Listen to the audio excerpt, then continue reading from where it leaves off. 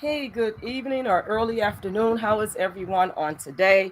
God is so good, and we are going to get into this. And I wanted to talk about what's going on with the Harvey Weinstein case. This is regarding Harvey Weinstein. You've seen the title.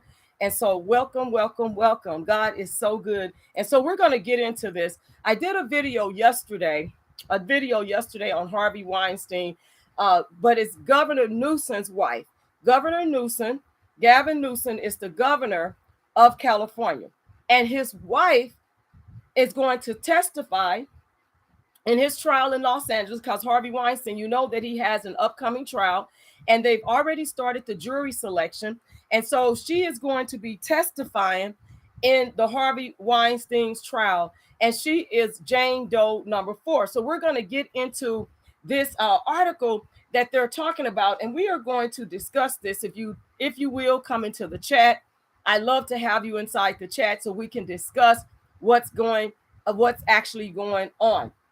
Now, Governor Newsom's wife is a documentary filmmaker. Her name is Jennifer Siebel Newsom.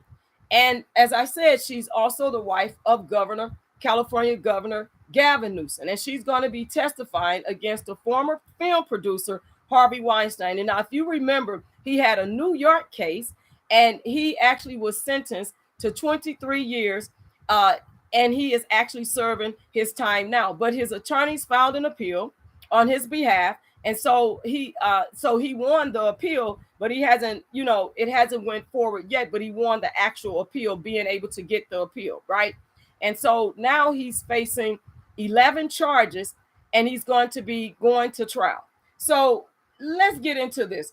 This is what's going on, is that the LA, and I'm going to use R for the word, rape, because, YouTube doesn't want us to use that word. So I'm going to use the word R. And so the LAR and sexual assault trial against the ex-movie titan kicked off yesterday with jury selection. So it kicked off actually on Monday. And so his wife, Governor Newsom, Miss Newsom, Jennifer Siebel, she opened up about the sexual assault she suffered during what she thought was a business meeting with Harvey Weinstein. Okay, so she wrote, "I didn't know how to deal with his aggressive advances. Work invitations with a friend late night at the Toronto Film Festival, and later an invitation to meet with him about a role in the Peninsula Hotel where staff were present, and then all of a sudden disappeared like clockwork, leaving me alone with this extremely powerful and imitating Hollywood legend." Okay, so it's saying that Elizabeth Fagan, Miss Siebel Newsom's attorney, said in a statement to the press, ABC7, that her client intends to testify at his trial in order to seek some measure of justice for survivors and as part of her life work to improve the lives of women. Then she goes on to say, please respect her choice to not discuss this matter outside of the courtroom. Now, the women who will testify against Harvey Weinstein will be referred to as Jane Doe. They're going to be referred to as Jane Does, or within their first names and last initials during the trial. Their faces will not be obscured, and Miss Newsom will be identified as Jane Doe 4, like I was stating, Jane Doe 4. And so Mr. Weinstein, if you already know, like I said, is serving a 23-year sentence for R and sexual assault in New York.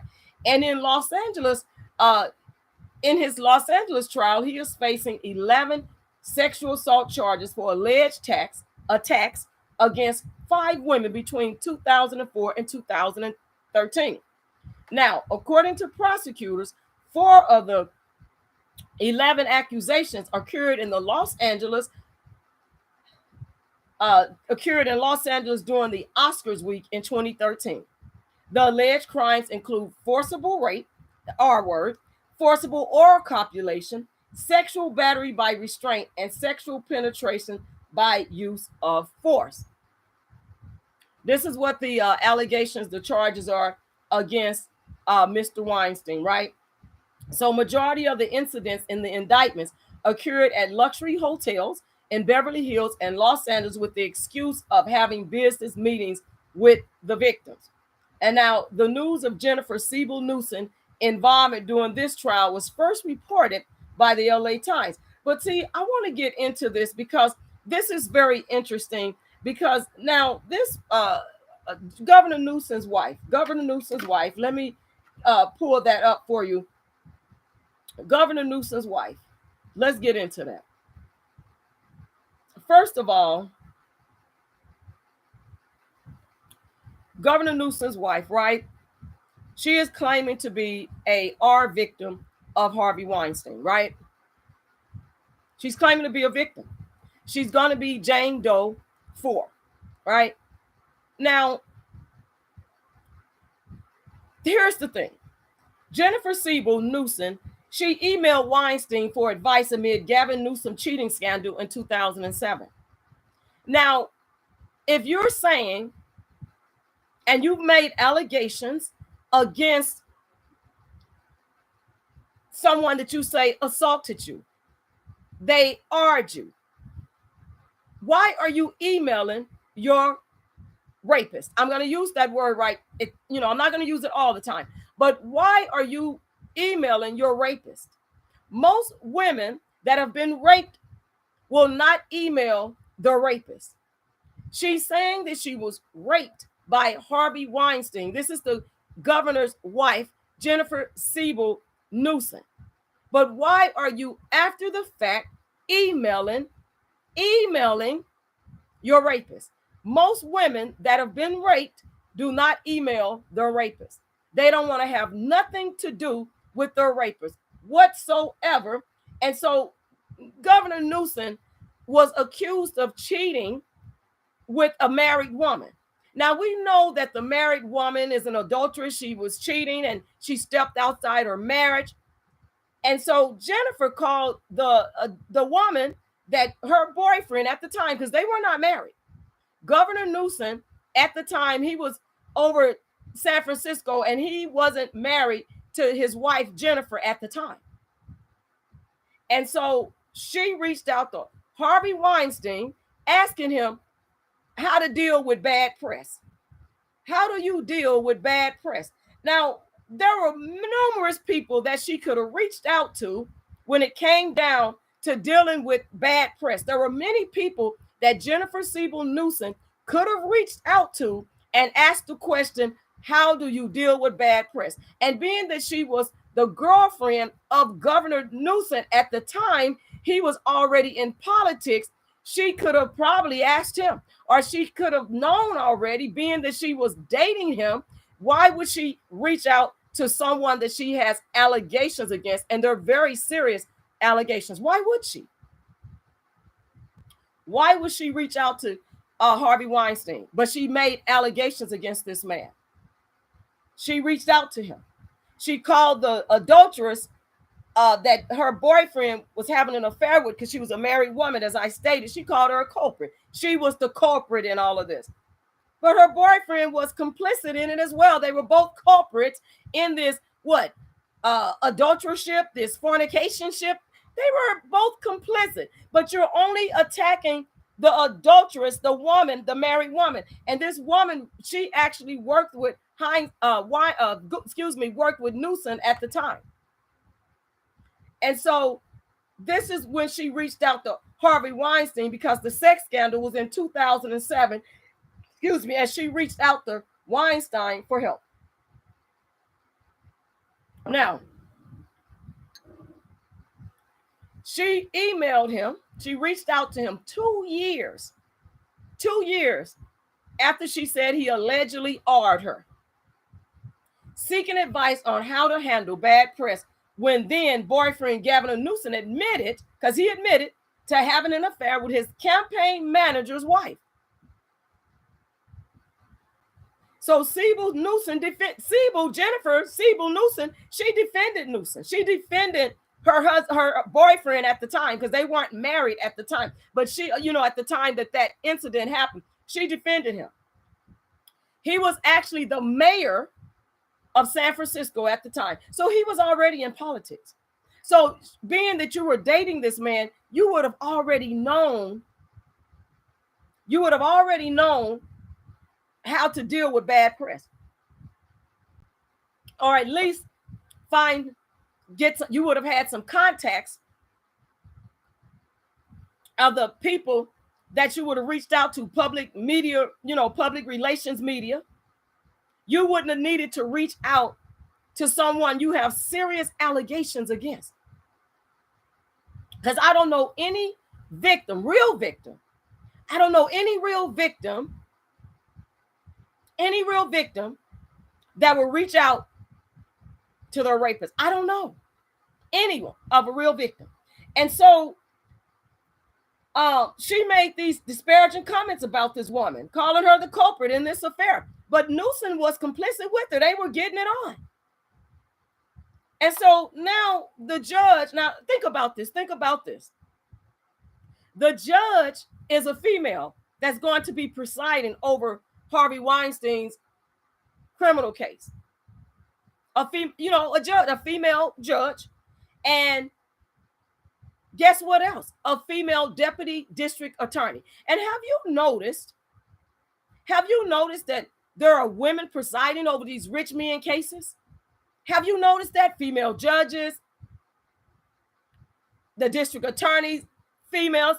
Now, we see that in R. Kelly case, it was a judge in New York, but not in Chicago, right? In the state trial, but there was a female judge. We know who she was, AD, right? The Me Too movement judge, we know that.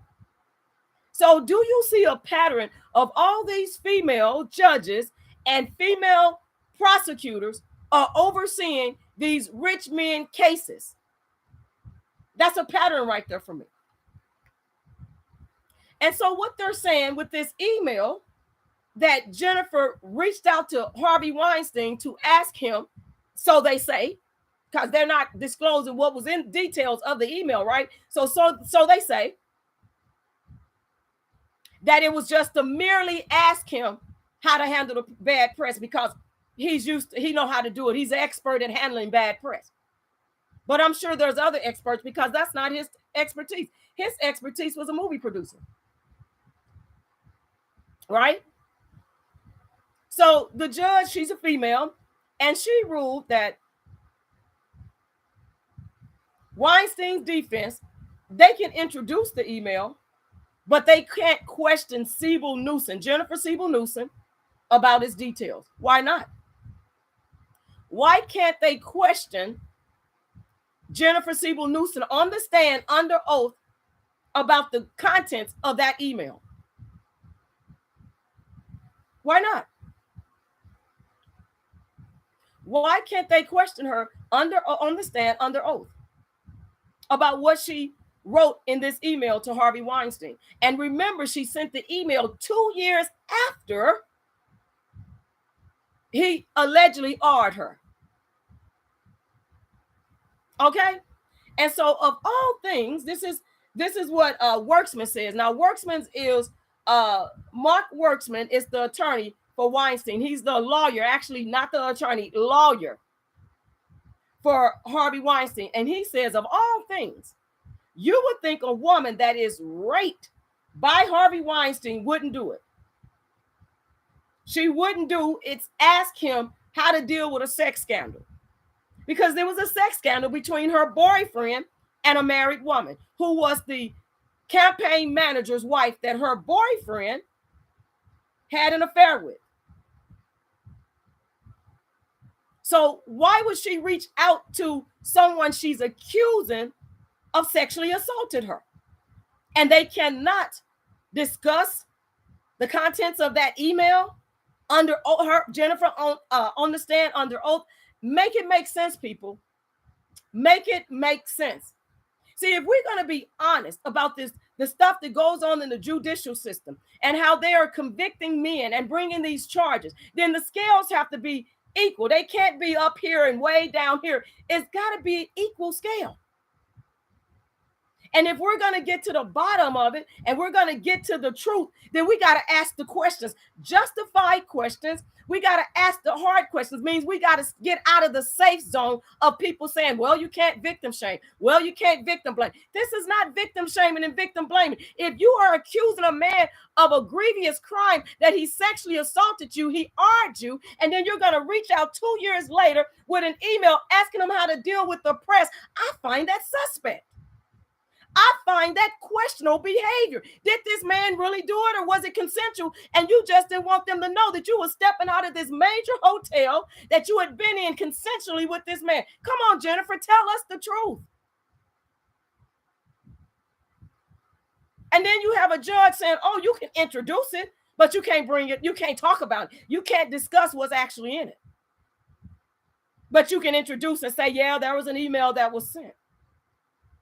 And see, it sounds like this same nonsense with the R. Kelly case, where there was a lot of stuff that could have helped him as the defendant. But AD, you know who that is, the Me Too movement judge, she will not allow it. And this is what we're talking about. And it's to the point where we got to start standing up saying, wait, hold up. That's suspect. That's questionable. And why are they, putting all these women, judges and prosecutors, on these high profile cases? Because the defense planned to use the email that as proof that Jennifer Siebel Newsom, was on friendly terms with Weinstein, which they argue wouldn't have been the case if he had assaulted her.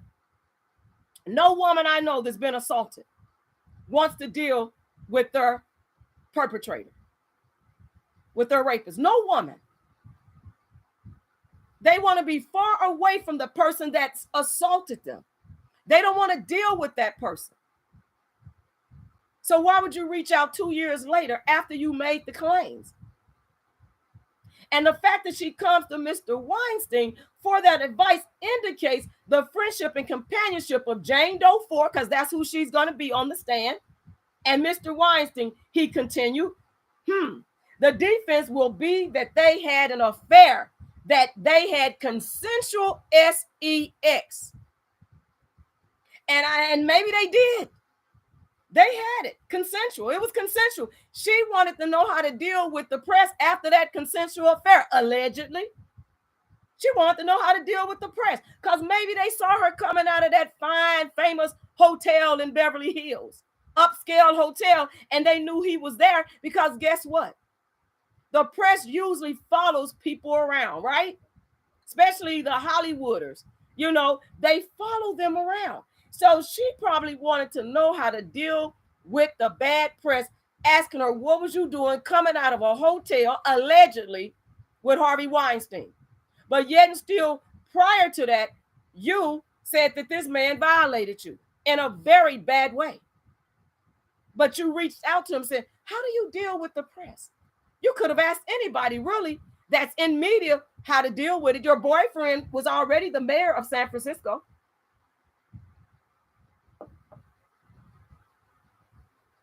So Workman suggests that being barred from introducing the contents of the email will violate Weinstein's rights. Now. I got a problem with Judge Lynch, your Honorable Lisa B. Lynch. I have a problem with that because you're calling Harvey Weinstein, you're calling Harvey Weinstein's lawyer very dramatic. Who does that in the court of law? So this judge is being unprofessional. She's calling his attorney very dramatic because Mr. Workman, in terms of violating your client's due process rights, he feels that his client's due process rights are being violated, and the judge says that his attorney is being very dramatic. How is he being dramatic if he's trying to defend his client?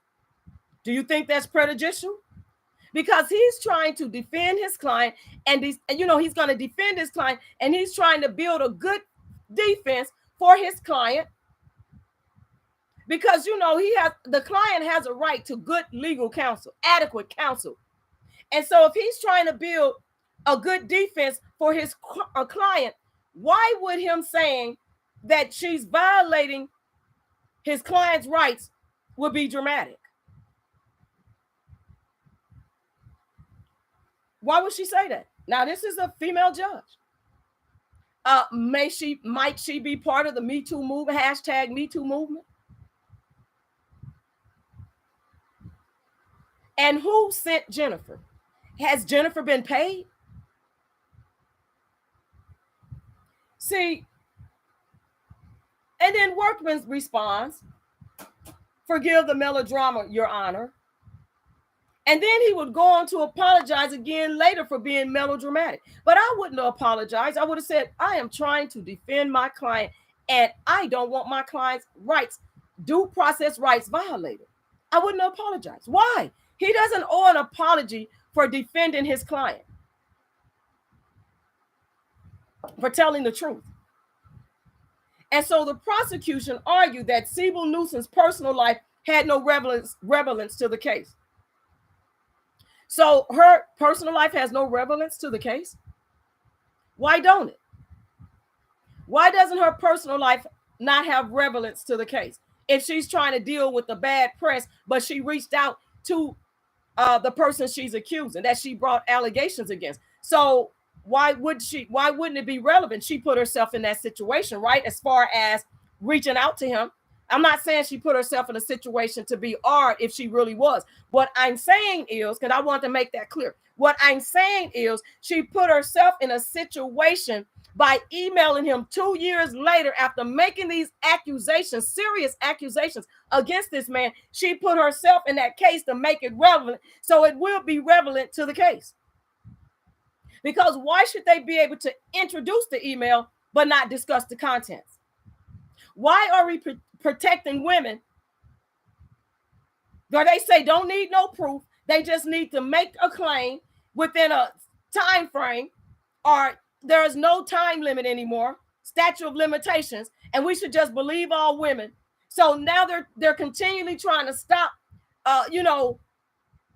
high-profile men's defense team from defending them aggressively and to the full extent of the law, so that their clients' rights are not violated.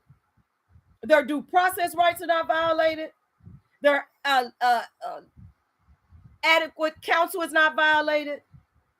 The right to adequate counsel, legal counsel, discovery information.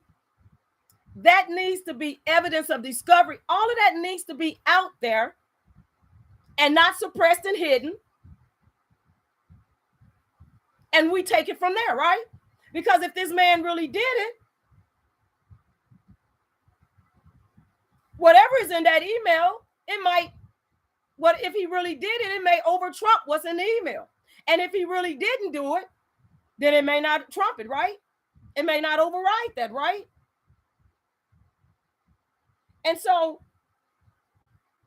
this is Deputy District Attorney Marlene Martinez. She responds, right? She's a female also. And like I said, take note of these cases where all these female judges and female prosecutors are on these cases with these high-profile men. Take note of that. And it says, I'm not sure how Mr. Workman knows how a rape victim would behave. Deputy District Attorney Marlene Martinez said, they do not react in a matter how someone who has not been raped would think. So you're telling me that a rape victim is going to reach out to the person that raped you. They're going to reach out to that person, and they're going to ask them how to handle bad press. And I'm wondering if it was consensual between Newsom and Jennifer Siebel, and that she was just trying to get even because she was hurt, get even with her boyfriend at the time, California Governor Newsom.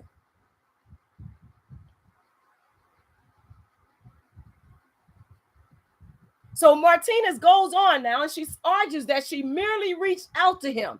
She's trying to whitewash it. She's trying to make it seem like it's no big deal. Yeah, she filed these charges against him and said he violated her. He R'd her, but it's no big deal. She merely reached out to him because he was the person everyone looked to see how to deal with a bad press situation. Really? When there's so many people in LA that she could have reached out to? And of all people, Harvey Weinstein, the one you accused, 2 years after, you say that he R'd you. But you're reaching out to this man, the same man that you said violated you. You're going to reach out to that person. And Martinez, Deputy District Attorney Martinez, wants to whitewash it, wants to play it down. Like it's no big deal. It's just merely she did it because she didn't really know what else to do. And you know, these type of victims, they reach out to their abuser, you know, or their, you know, they're rapist. Really? Let me tell you something. There are some women that will go back to their abuser. We know that. They're real victims. Some of them have battered women syndrome. And they'll go back if they're threatened, if their family is threatened. We know that. But Jennifer Siebel, it doesn't mention anything that she was threatened. Doesn't mention nothing like that. Doesn't mention she was threatened. Doesn't mention anything like that. And so Worksman, who is Harvey Weinstein's attorney, says they're trying to whitewash and inoculate their client from tough questioning. I agree, Worksman. I agree with that. They are trying to inoculate their client from tough questioning. They are already trying to put it out there on public record that the client doesn't need to have tough questioning. They don't need to be scrutinized under oath, under cross-examination. They're trying to say that, well, we don't want her scrutinized, even though she sent an email to her accuser, to her perpetrator, to the one that she said arred her. But they don't want tough questioning under oath for Jennifer Siebel Newsom. But I beg to differ. I think she should be tough. I think there should be tough questioning. We have got to start asking the tough questions when these women start accusing these men. We got to ask tough questions. We can't stay in the safe zone like some people have done in the RSK case and all that. We got to get out of the safe zone and start asking the tough questions and putting it out here. Because if you're going to write an email and then you're going to, 2 years prior, you say that this man did this to you, but you're writing an email and you're asking him how to handle a press. That's not. Why? I definitely would not do that. There is plenty other people she could have asked. So then the judge goes on and says, Lynch said the defense can reference the email, that it was an email sent, and allude to a personal matter, but not mention the California governor. Well, guess what? There is no need to mention her husband. There is no need to mention California Governor Newsom in this trial. In this case, it's no need for that. Because he's not on trial. He's not part of the case. He's just the husband of Jane Doe Ford, who is Jennifer Siebel Newsom, the wife of the governor of California. But there's no need to mention it. And even if it's a personal matter, what was the personal matter? That she reached out and asked, oh, could you help me and tell me how to handle bad press? But 2 years before, you said you accused this man of some serious allegations against you. Why would you want to have anything to do with this man if he really did those things to you? See, let me tell you something. The judge goes on to say the underlying dynamics between her and her then boyfriend and the way it was portrayed is too tangential, and I'm not going to allow it, Lynch ruled. But I don't think it's about the boyfriend.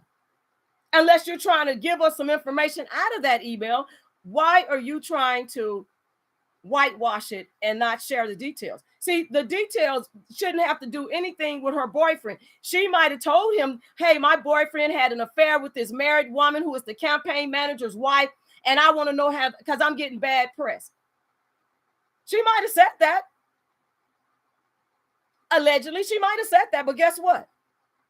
Why would she reach out to Harvey Weinstein if Harvey Weinstein is the perpetrator? It's the one that she's claiming that harmed her.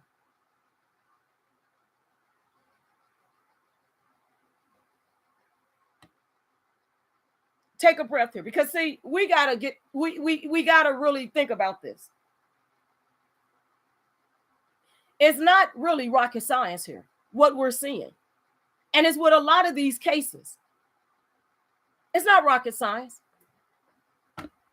See, and when Worksman pleaded further, suggesting the jury will assume the emails was regarding a movie role or some humdrum entertainment industry stuff, because that's probably what they will assume. She still, even though she was awed by him and accused him of some serious allegations, she reached out to him, which she shouldn't have been doing. If this is true that he did these things to her, she wouldn't need to reach out to him about anything. Yeah, she's a documentary, writer or whatever she is in Hollywood, but she still, I wouldn't. How many women is going to still reach out? There's no reason for her to reach out to that man. And so she's saying that the judge, he's saying, that the jury can assume the email was regarding a movie role or some humdrum entertainment industry stuff. The judge said the defense can note that the issue was unrelated to the entertainment industry. But we know how these jurors been going lately, right? But I got something for y'all. And y'all gonna be like, for real this time? Finally, some people got some common sense. And they're gonna get out of the safe zone to voice their opinions under the jury selection process. So earlier in the morning, the judge sided with the defense, finally, and won't allow a tweet. Now look at this. Listen to this. Jennifer Siebel Newsom sent a tweet out about Malia Obama. Now, you all know who Malia Obama is. She is the daughter, one of the daughters of former President Barack Obama. Malia is the oldest daughter. And she sent out a tweet to be presented as evidence. See, look at how Jennifer Siebel Newsom is trying to taint the public opinion already. This is what they do. They try to taint the public's opinion and get people to side with them as their victims. But any victim I know will not reach out to their rapist, no matter what it is. She had so many other opportunities to find another public relations media specialist on how to deal with bad press. She could have even asked her boyfriend. He was the mayor of San Francisco at the time. But what she did is she tweeted about Malia Obama. She's trying to taint the public's opinion. And I'm not feeling that. Yesterday, I said, okay, Harvey Weinstein, presumption of innocence. I'm happy that, and I'm not taking it back. I'm happy that he won his appeal to have his case heard. I'm happy of that. I don't take that back. But I was like, as the story unfolds, and I kept my word, as the story unfolds, I'm going to come and give you the updates. And so as this story is unfolding, I'm giving you the update. Now, and we're talking about an email that she sent to someone she alleged raped her. And those are serious allegations here. Why would you reach out 2 years later? Did you forgive him? Did you say, okay, or was it consensual? And then now you're putting Malia out there, Malia Obama, and you're saying, I don't know why this is being celebrated regarding Malia Obama getting an internship at the Weinstein Company. That doesn't have anything to do with her. She's trying to interfere in the celebratory of people celebrating that Malia Obama, got an internship. She won an internship. She was selected at the Weinstein Company. And you know what else she said? She will probably just be assaulted, she tweeted. This is what Jennifer Siebel Newsom tweeted.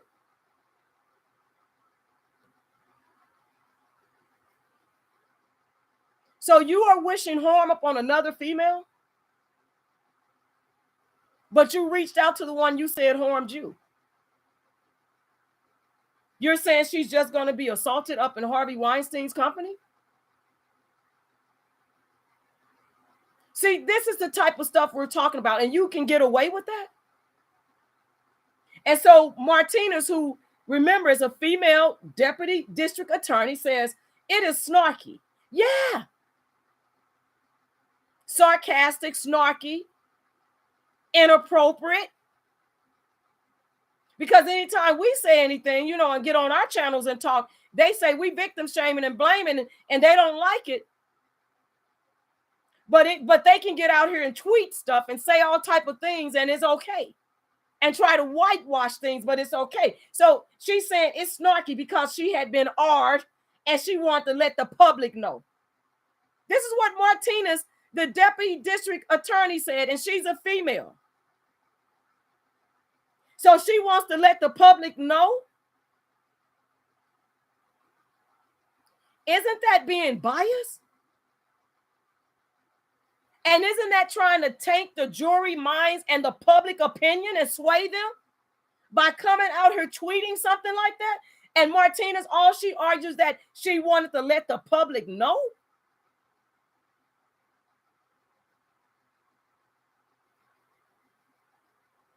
So then Judge Lynch, who I said, you know, recall, she's a female as well. She said there's nothing that relates the tweet to anything that happens to her. I pray nothing happens to Malia Obama because of that tweet, you know. So during the jury selection portion of the day, in the afternoon, prospective jurors were asked if they could impartially judge the governor's wife when she took the stand.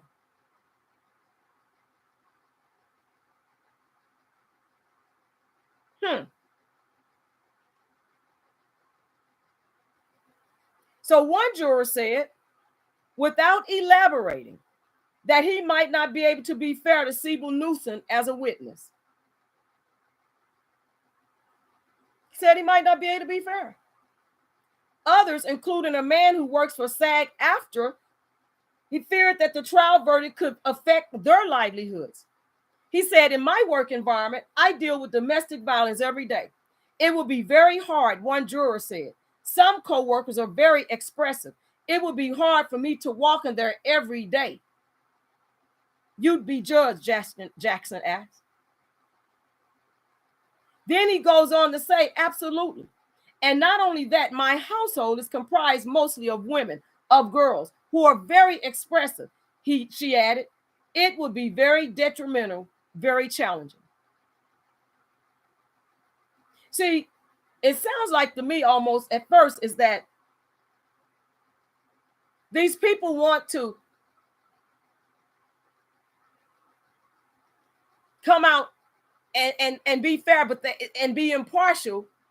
But in this case, they probably their family will be destroyed. They probably have to quit their job and go into hiding, because there's some women out here that they just automatically have their minds made up without looking at the evidence, without really breaking it down like piece by piece to talk about it and pull out some stuff. Because we had to pull out, the fact is, why you're covering up the email that she sent, but she said that this happened to her 2 years prior, but you're still emailing and keeping in contact with your perpetrator. And you think about in the RSK case, weren't they still keeping in touch with him? Rashonda Landfair and Andrea Kelly was trying to keep in touch with R. Kelly and went to a birthday party wanting to get back with him, sending subliminals out there. And Rashonda Landfair keeping in touch with R. Kelly. Mr. Robert Sylvester Kelly, RSK. So you think it's okay to keep in touch with your perpetrator, with your abuser, with your, rapist? You think it's okay to keep in touch after you accuse them of something?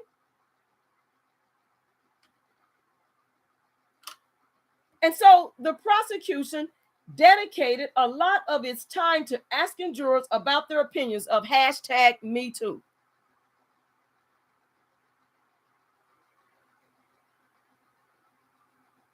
So at least 5 jurors said they never heard the term or movement before they saw it on the jury questionnaire. And there are some people that don't know what the Me Too movement is. People, there are some people that don't know. When you bring it up, they say, what is that? Because some people don't follow social media.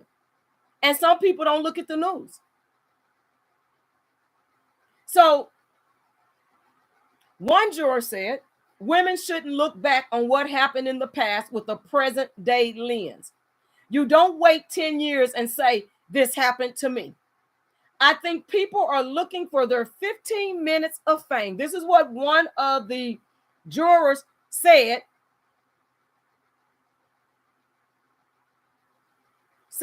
that you don't wait 10 years and say, this happened to me. I think people are looking for their 15 minutes of fame.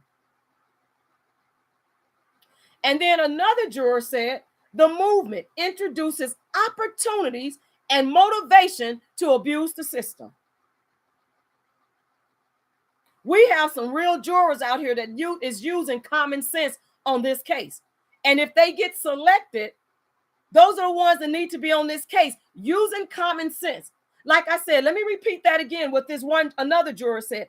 The movement introduces opportunities and motivation to abuse the system. And we see the system being abused. We see the system being abused. The judicial system has been hijacked by the hashtag Me Too movement, liberal feminist rebellious prosecutors and judges, and the system is being abused.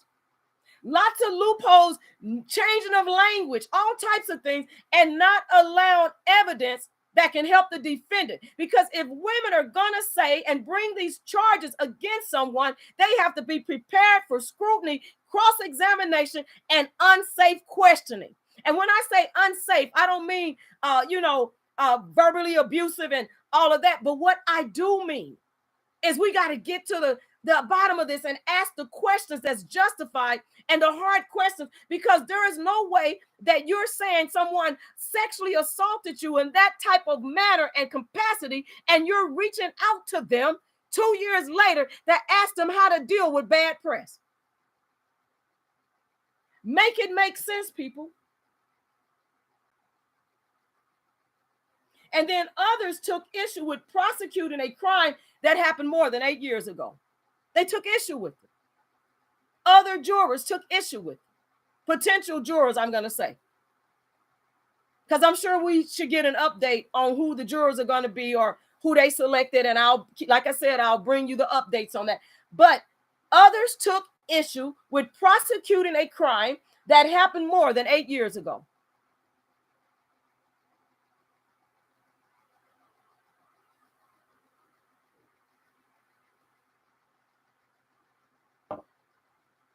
What do you all think about that?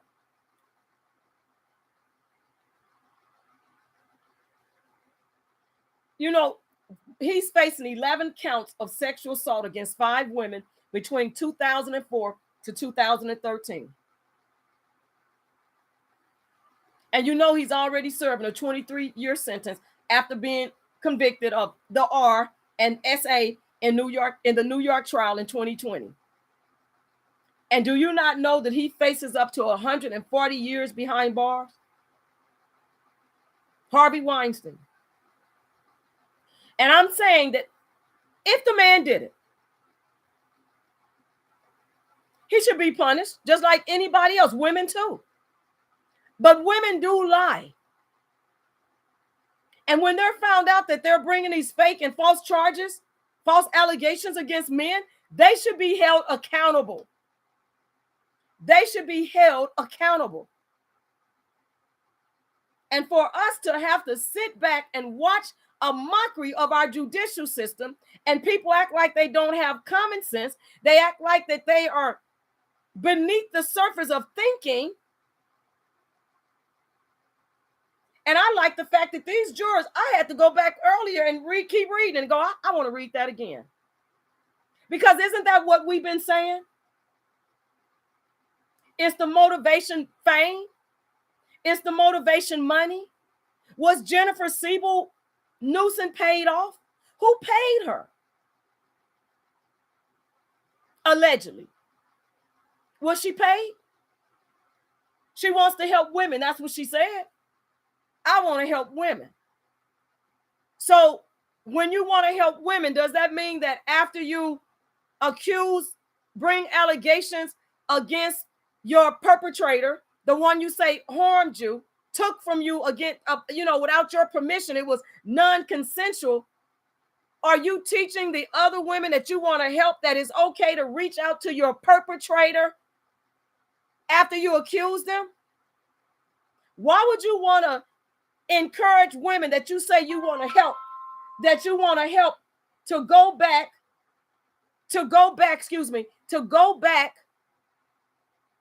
and reach out to the person they say harmed them? Wouldn't that bring up trigger some old feelings that they're trying to heal from, that they're trying to move forward in their life?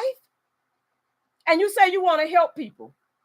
See, let me tell you something. If you're going to help women that have been through stuff like that, you don't encourage them to go back and communicate with them unless it's something that the authorities got you doing or something to make them, slip up and say something when they got these wires on and all that. But other than that, you don't encourage them to go back and deal with their perpetrators. What example are you setting?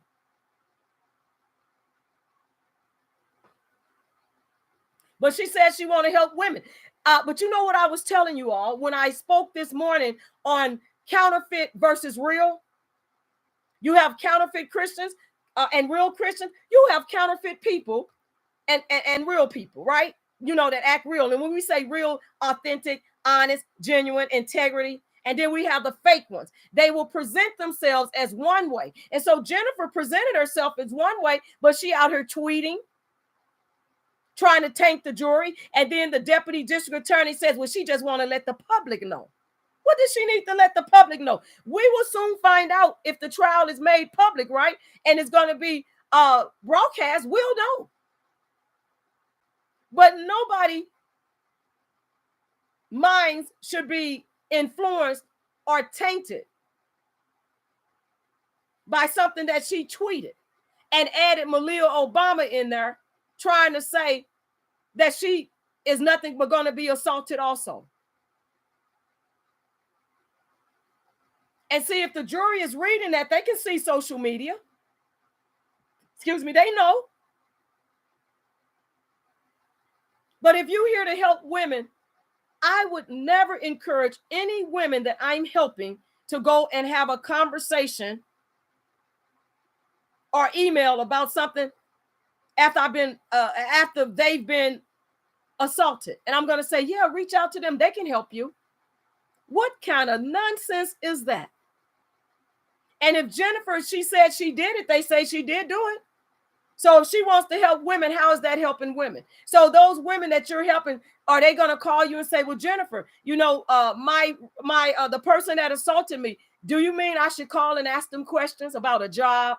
They was good at they LinkedIn profile was good and they know how to do really good resumes. So should I call them? But they the ones that assaulted me. But should I call them because they're good at creating resumes? Their LinkedIn profile looks really good. They're an expert at, customer service, or they're really good at acting. So should I reach out and talk to my perpetrator? But you want to help women. But your actions show differently than that. Your actions show that you're good and you're down with reaching out to someone you made serious allegations against.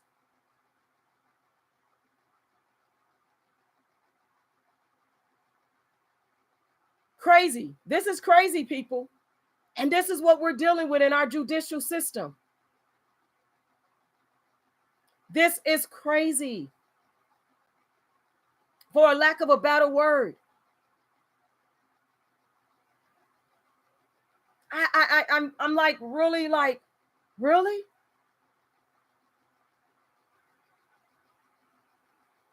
lack of a better word, crazy. You're reaching out to someone you made serious allegations against. But yet and still,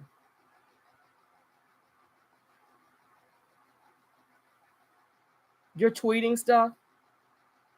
The judge is not going to allow the defense to disclose the details. She probably reached out and told that man that her boyfriend at the time, Governor Newsom, he was the mayor of San Francisco. She probably reached out and told him all type of stuff, talking to him like they were friends. But you're saying that he assaulted you, that he argued you. But you're talking to him like you're friends. Like what you're saying is consensual. Like, hey.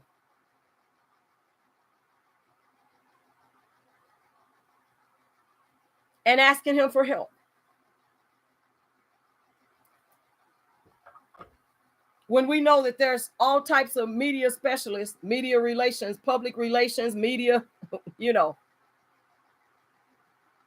Harvey Weinstein, and is he the expert? He's a movie producer. So how is he the expert?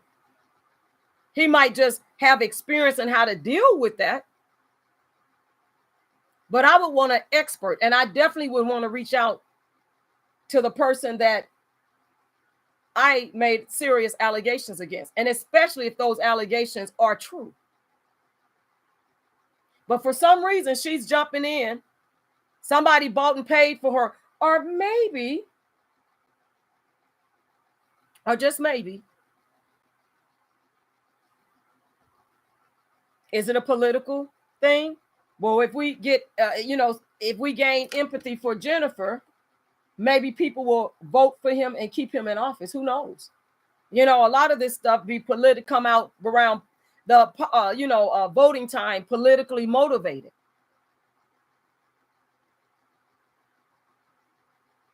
But I got, I get emails and things, like not emails, but text messages from people. And you know what, text messages, from politicians, I would say, judges, oh, vote for me, vote for me, vote for me. I just type stop, because I already know that I'm going to read about you. I've already read about you. And my question, if I cannot ask you personally, what do you feel about, all these sexual assault cases with no statute of limitations? And should we just believe all women? I would want to know from a woman, since a lot of these women are biased and a lot of them have had things happen to them. Whether it's a broken heart, a scorned woman, they did you wrong, you put them through school and they left you for another woman, they cheated on you, all this stuff, or they did assault you, whatever. And we got them on benches. We got them in prosecutors, district attorneys. We got all of them that have been through some stuff. And guess what? A lot of them are biased.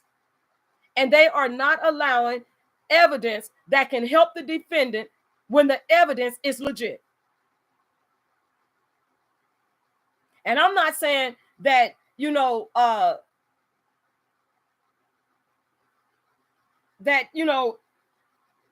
how I'm trying to say this. I just feel, I'll say it like this. I just believe that it should be fair. The scale should be fair. It shouldn't be like this and like that. It should be fair. That's what I believe. And if there's evidence during the discovery and it's related and relevant, it should be used. They should not keep striking down evidence that are in the defendant's favor, especially when it's legitimate evidence. Because that email she sent to him, she shouldn't have, I don't believe she should have been sending no emails to him with those type of allegations.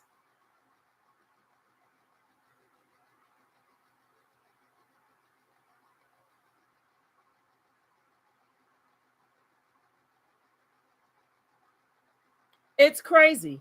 As I said, for lack of a better word, crazy.